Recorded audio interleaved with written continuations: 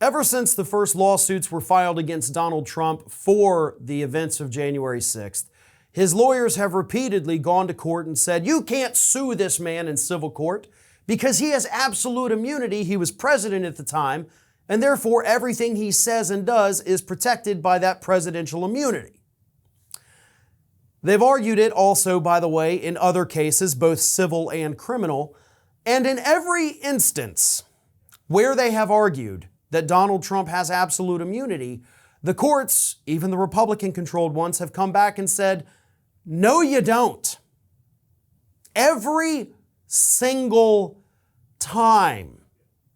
Which, of course, is what makes it so astounding that Donald Trump's lawyers went back to court on Wednesday of this week to address the civil lawsuits he is facing over the January 6th Capitol riots, and once again argued that, oh, he can't be sued because he has absolute immunity. You have to take him off these lawsuits.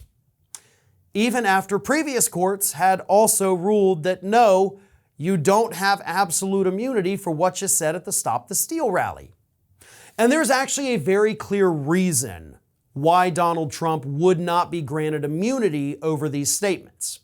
Now, if Trump had come out in the Rose Garden of the White House or spoken from the Oval Office itself and said these things, that would be basically, due to location, an official statement from the President of the United States. The Stop the Steal rally was viewed as a campaign event.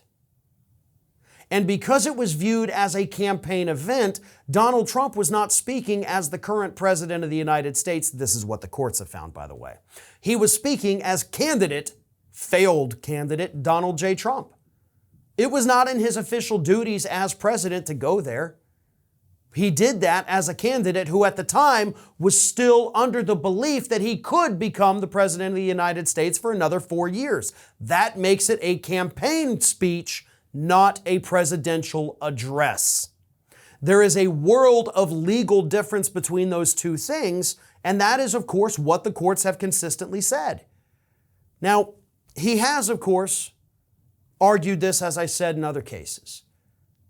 And there are still a couple where it may go in his favor, but the rest of them that have not been decided, it has not gone in his favor. So again, it absolutely blows my mind that his lawyers went back to court this week, made the same argument that had already been struck down on these particular cases.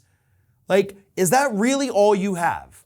Is that really all you have to defend this man? Because if it is, tell him to go ahead and get his checkbook out and try to settle those lawsuits, because you're not going to win.